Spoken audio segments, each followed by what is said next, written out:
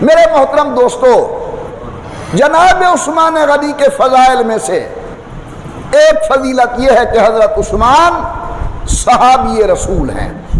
غور کرنا ذرا،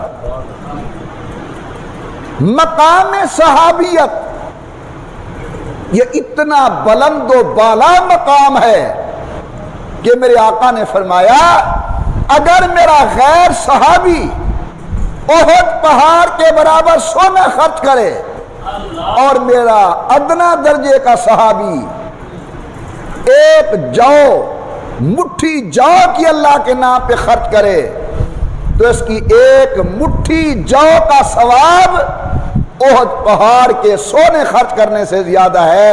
کیوں؟ اس لیے کہ صحابی کی نسبت سید الکونین امام الانبیاء سرکار دو عالم کے ساتھ جڑی ہوئی ہے۔ ذرا غور کرنا میری طرف، اور شاہد صاحب چونکہ ہمارے بڑوں کو سننے والے ہیں یہ خصوصی توجہ فرمائیں۔ آپ ایک بات کا جواب دیں مجھے کہ صحابی عمل سے بنتا ہے یا نسبت سے بنتا ہے؟ اونچی آواز سے، صحابی عمل سے بنتا ہے یا نسبت سے؟ اگر عمل سے بنتا تو آج بھی کوئی آدمی وہ عمل کر کے صحابی بن جاتا۔ صحابی عمل سے نہیں بنتا، صحابی نسبت سے بنتا ہے۔ تو پھر یاد رکھیں ان حضرات کے مقام کو سمجھنے کے لیے بھی عمل کو نہیں دیکھنا چاہیے، نسبت کو دیکھنا چاہیے، کیونکہ یہ امام الانبیاء سرکار دو عالم کے ساتھ نسبت رکھتے ہیں۔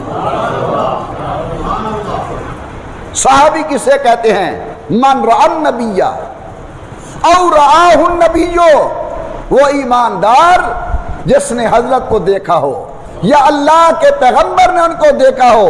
بعض علماء نے لکھا جنہوں نے حالت ایمان کے ساتھ امام الانبیاء کی صحبت حاصل کی ہو اور ایمان پر ان کا خاتمہ ہوا ہو۔ میرے محترم دوستو، پھر دنیا کے لاکھوں غوث، ولی، عابد، زاہد صحابی کی اس نگاہ کا مقابلہ نہیں کر سکتے جس نگاہ نے حالت ایمان کے اندر اللہ کے پیغمبر کے رخ انور کی زیارت کی ہے۔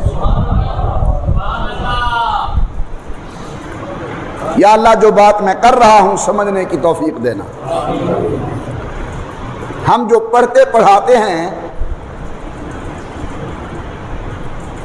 اللہ کے نبی کی حدیث، پڑھنے پڑھانے والے علماء طلباء یہ کوشش کرتے ہیں کہ جتنا حضور اور اس طالب العلم کے درمیان واسطے کم سے کم ہوں وہ سند حاصل کریں، ایسے استاد سے ہم علم حاصل کریں کہ جن کے واسطے کم ہوں۔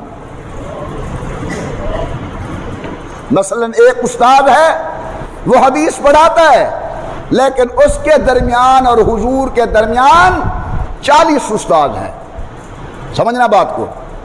اور ایک وہ استاد ہے جو حدیث پڑھاتا ہے اس کے درمیان اور حضور کے درمیان صلی اللہ علیہ وسلم واسطے کم ہیں، 30 واسطے ہیں، 25 واسطے ہیں۔ تو ہم کوشش کرتے ہیں ایسے استاد کے پاس جانے کی جس کے واسطے کم ہیں تاکہ حضور کے ساتھ نسبت قریب کی ہو جائے۔ آئیے ذرا ان حضرات کے مقدر کو دیکھو جنہوں نے نبوت کے چہرے کو حالت ایمان کے ساتھ دیکھا، ان کے اور خدا کے درمیان کتنی واسطے ہیں؟ صرف ایک واسطہ محمد مصطفیٰ کا، اللہ سے حضور لیتے رہے اور ان کی جھولی کے اندر ڈالتے رہے۔ اتنی عظیم نسبت کے مالک ہیں کہ خدا اور ان کے درمیان ایک واسطہ ہے جس کا نام ہے سید الکونین حضور اکرم صلی اللہ علیہ وسلم۔